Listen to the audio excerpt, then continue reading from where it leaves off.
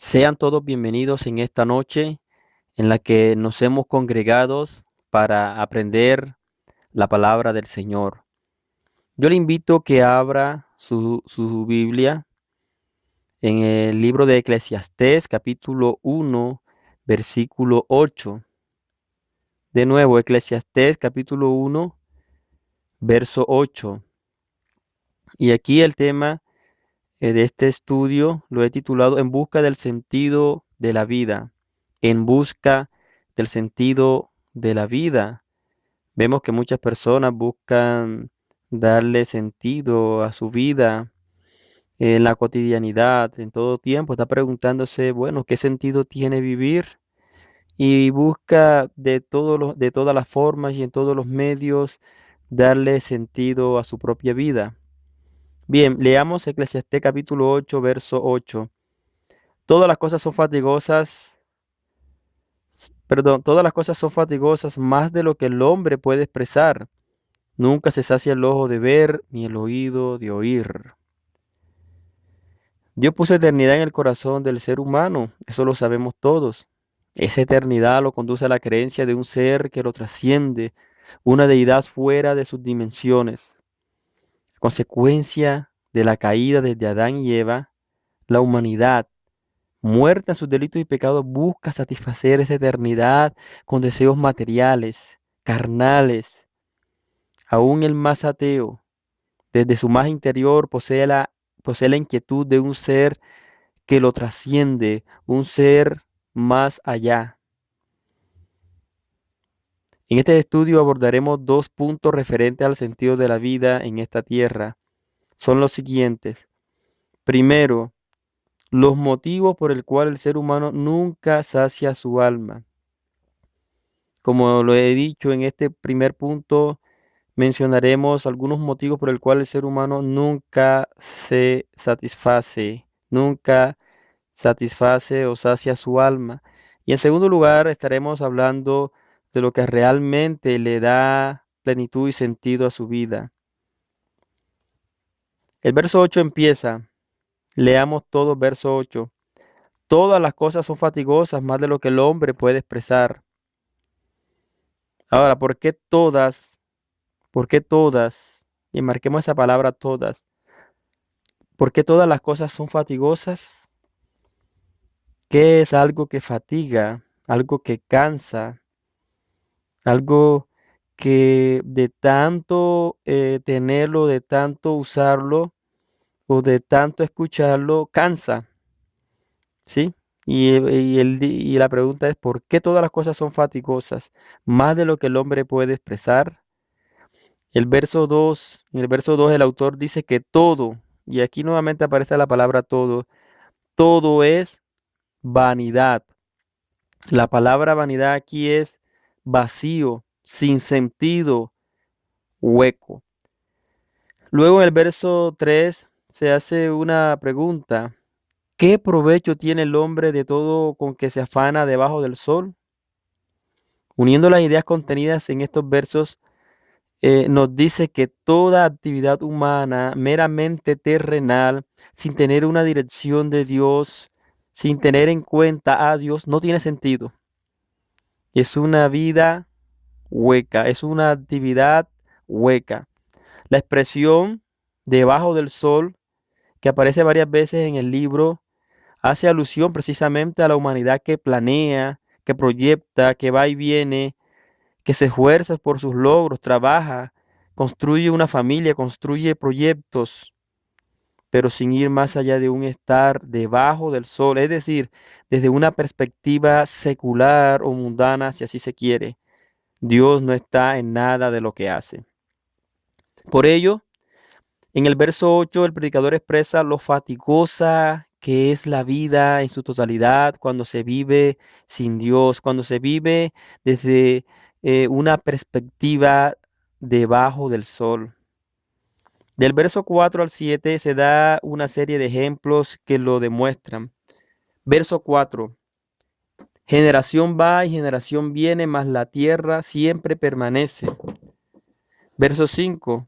Sale el sol y se pone el sol y se apresura a volver al lugar donde se levanta.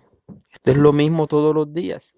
El viento tira hacia el sur y rodea al norte, va girando de continuo y a sus giros vuelve el viento de nuevo. Esto se ve todos los días lo mismo.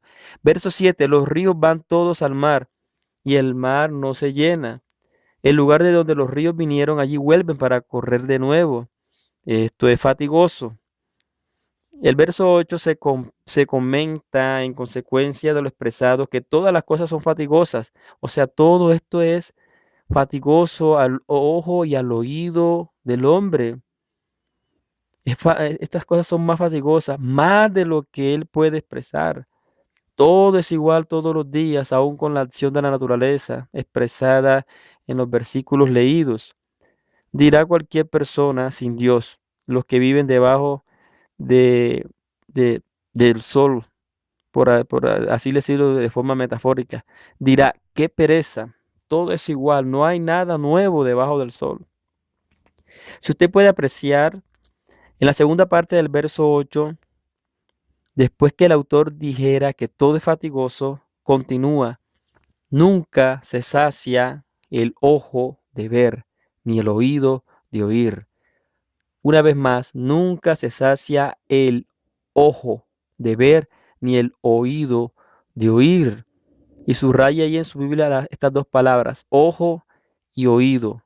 El ojo no se cansa de ver, ni el oído de oír. Aquí nos damos cuenta del por qué el hombre sin Dios busca con tanto afán lo novedoso. La respuesta es que su alma está vacía y busca saciarla con lo último en moda. Por cuanto todo es igual siempre, lo que hace sin Dios le genera vacío. Y este hombre va a intentar llenar, por lo tanto, este espacio con cosas nuevas. Su ojo no se sacia de ver lo mismo y su oído de oír lo mismo. E irá en busca de ver y oír cosas nuevas para mitigar un poco el enorme vacío de un alma que nunca está satisfecha. Analicemos estos dos aspectos y demos algunos ejemplos. Analicemos estas dos palabras, ojo y oído. Empecemos por el ojo. Bueno, por medio de él entra el deseo. Eva fue tentada. Si leemos Génesis capítulo 3, verso 6, nos damos cuenta de este canal, el ojo. Dice, y vio la mujer que el árbol era bueno para comer y que era agradable a los ojos y árbol codiciable para alcanzar la sabiduría. ¿Se dio cuenta? Y se dio cuenta que era agradable a los ojos y árbol codiciable. Codició por el ojo. El mismo Jesús fue tentado. Satanás le mostró todos los reinos de la tierra, esperando que Jesús codiciara también como Eva, todo a través de sus ojos. Vemos que el ojo es un canal mediante el cual entra la codicia. Citemos algunos ejemplos cotidianos, algunos ejemplos de hoy en día. Tomemos este primer ejemplo. Roberto se casa con Julia. Pasado un tiempo, su ojo se cansa de ella y lo pone en otras mujeres. Piense por un momento que la infidelidad en el matrimonio y por tanto el colapso de muchos hogares obedece a hombres y mujeres con almas vacías.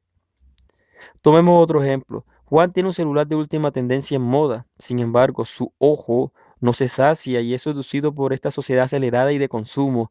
4 meses o 6 meses después cambia el celular por el nuevo que salió en el mercado. Y así sucede con todo. Oye, el hombre sin Dios puede tener motos, automóviles, televisores, apartamentos, mucho dinero, muchas posesiones, para resumir, y no estar satisfecho.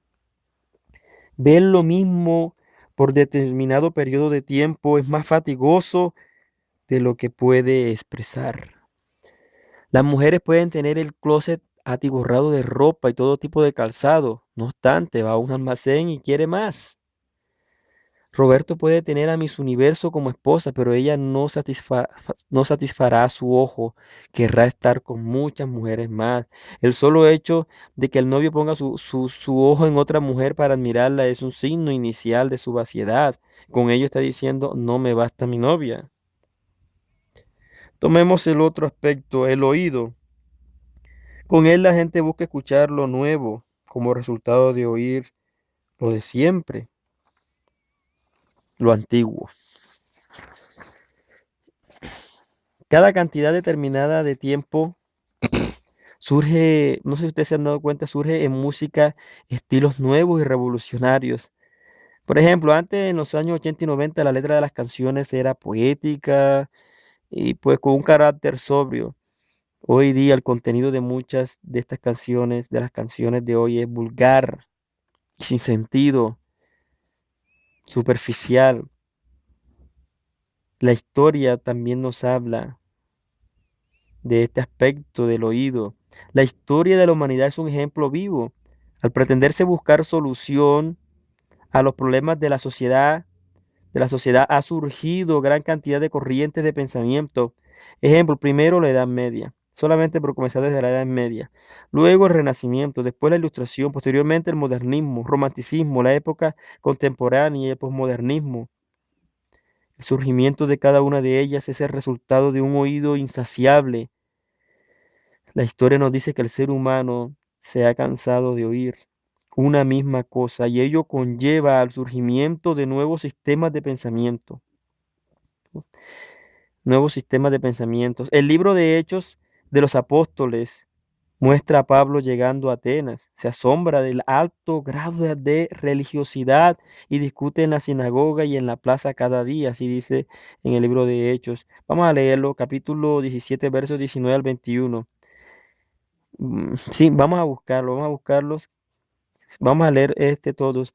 Hechos capítulo 17, versos 19 al 21. Dice de la siguiente manera, y tomándole le trajeron al Areópago, diciendo, ¿podremos saber qué es esta nueva enseñanza de que hablas? Pues traes a nuestros oídos cosas extrañas. Queremos esto, porque todos los atenienses, dice entre paréntesis, porque todos los atenienses y los extranjeros residentes allí en ninguna otra cosa se interesaban, sino en decir o en oír algo nuevo, en decir o en oír algo nuevo. Estos atenienses procuraban llenarse escuchando cosas nuevas, es evidente. Esto no está muy lejos de nuestra realidad. Hoy, en las iglesias, personas que dicen ser cristianas se cansan de oír la misma doctrina, las mismas enseñanzas de la palabra de Dios y terminan cediendo a nuevas. Pablo previene de esto a Timoteo, instándolo a la enseñanza de la correcta palabra de Dios a la iglesia. Y leamos en 2 de Timoteo, capítulo 4, versos 3 y 4, lo que le dice Pablo a Timoteo.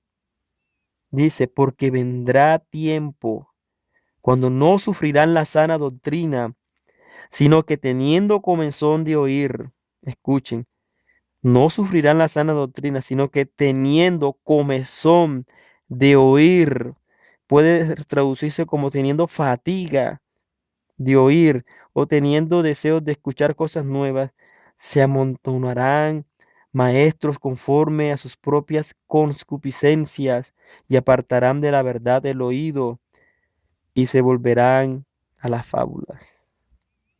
Podemos observar que los creyentes que no permanecen en comunión correcta con el Señor Jesús tienden a fatigarse del contenido bíblico y ante la aparición de falsos maestros ceden su oído y se apartan de la verdad.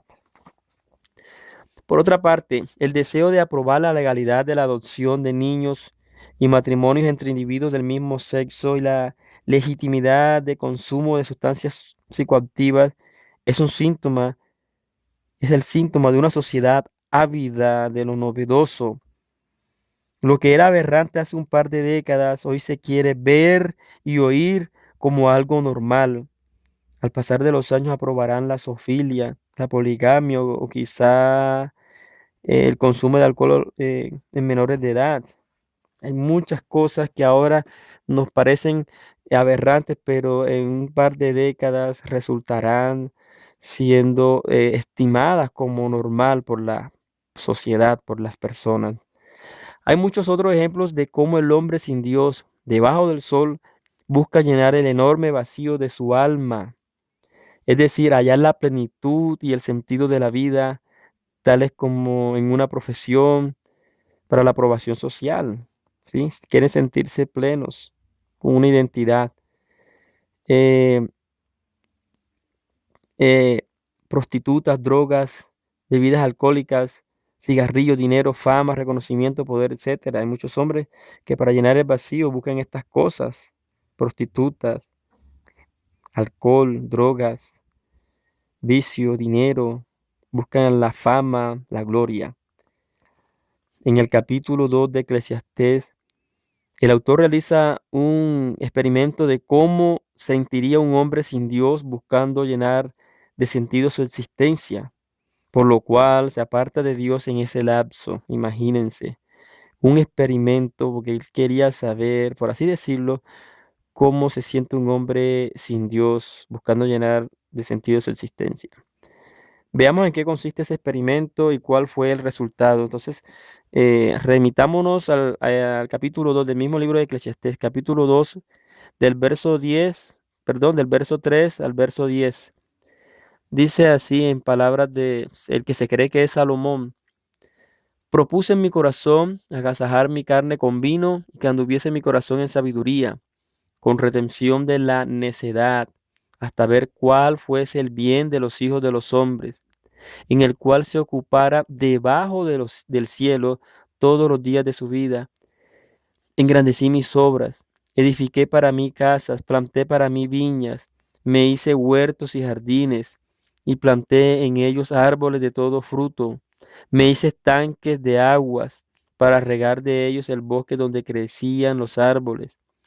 Compré siervos y siervas, y tuve siervos nacidos en casa. También tuve posesión grande de vacas y de ovejas, más que todos los que fueron antes de mí en Jerusalén. Me amontoné eh, posesión grande de vacas y de ovejas, más que todos los que fueron antes de mí en Jerusalén. Me amontoné también plata y oro y tesoros preciados de reyes y de provincias. Me hice de cantores y cantoras, de los deleites de los hijos de los hombres y de toda clase de instrumentos de música. Y fui engrandecido y aumentado más que todos los que fueron antes de mí en Jerusalén. A más de esto, conservé conmigo mi sabiduría. Escuchen esto, no negué a mis ojos ninguna cosa que desearan, ni aparté mi corazón de placer alguno, porque mi corazón gozó de todo mi trabajo, y esta fue mi parte en toda mi faena. Vemos toda la satisfacción que experimentó el autor para saciar su alma vacía. Como se puede ver, el predicador que se cree, como ya le dije, Salomón, no rechazó nada de lo que sus ojos desearon. Al final del experimento, él llega a la conclusión en el verso 11 de que todo lo experimentado es vanidad y aflicción de espíritu. Leamos. Miré yo luego todas las obras que habían hecho mis manos y el trabajo que tomé para hacerlas. Y he aquí, todo era vanidad y aflicción de espíritu. Y mire lo que dice aquí. Y sin provecho debajo del sol. Todo lo hizo el predicador desde una perspectiva debajo del sol. Y debajo del sol nada tiene provecho. Es decir, no tiene provecho en el sentido de que es vacío, sin sentido, hueco, es vano. Nota que al final del verso, del verso, eh, nuevamente le reafirmo, dice debajo del sol. Es muy importante esta frase. Y esto nos afirma que todas sus obras las hizo como quienes viven sin Dios. Pero mis hermanos y amigos, hay una buena noticia. Lo anterior obedece a una sociedad que busca llenar su vacío con cosas pasajeras que sacian parcialmente. Dios, por su palabra, te propone vivir una vida de plenitud. Dios, amigo que estás escuchando, Dios, por su palabra, te propone en esta noche vivir una vida de plenitud, porque solamente en Él encontramos plenitud. Solamente en Él hay satisfacción. Para esto, leamos Colosenses. Vamos, busquemos la carta a los Colosenses, capítulo 2, verso 10. Capítulo 2, verso 10. Escribe el apóstol Pablo que solo en Cristo estamos completos. En este verso 10, Pablo expresa cómo solo en Cristo estamos completos, queriendo decir que antes de conocerlo estábamos incompletos. Leamos, y vosotros estáis completos en Él, que es la cabeza de todo principado y potestad. En Él ahora estamos, ¿qué? Completos. Antes estábamos incompletos y por eso estábamos vacíos y buscamos llenar ese vacío con todas cosas que se nos presentaran a los ojos y a los oídos. Ahora nuestras vidas están en función, ahora nuestras vidas están en función de más allá del sol. Ya no es bajo el sol, sino más allá del sol. Y estamos completos en Jesucristo. El vacío se ha llenado. Él mismo dijo a sus discípulos, yo soy el pan de vida, el que a mí viene nunca tendrá hambre, pues siempre estará saciado, y el que en mí cree no tendrá sed jamás. Eso está en Juan 6:35. El contexto del verso 10 del capítulo 2 de Colosenses muestra la exhortación que Pablo hace a esa iglesia, quienes eran engañados por judíos, que enseñaban que Cristo no era suficiente y que no era y que era necesario además otras cosas, otras prácticas. El autor hace hincapié en el hecho de que la iglesia no necesita absolutamente nada fuera de Jesucristo, ni filosofía, ni psicología, ni rudimentos de este mundo, ni nada creado. Ante ello, Pablo les recuerda en el verso 9 que en Cristo habita la plenitud de Dios Padre y que ellos, por lo tanto, verso 10, están completos espiritualmente en Él, no necesitan nada fuera de Cristo que los haga sentir plenos. Solo en Jesús el ser humano va a hallar la plenitud. Al final del libro de Eclesiastés, en el capítulo 12, el predicador concluye, el fin de todo el discurso oído es este, teme a Dios y guarda sus mandamientos, porque esto es el todo del hombre. Eso es Eclesiastés capítulo 12, verso 13. Esto quiere significar que el fin último del ser humano es creer en Jesús y en consecuencia y en virtud de esa fe obedecer a Dios. Dicho de otra manera, el propósito por el cual la humanidad fue creada es para vivir para la gloria de Dios sobre todas las cosas.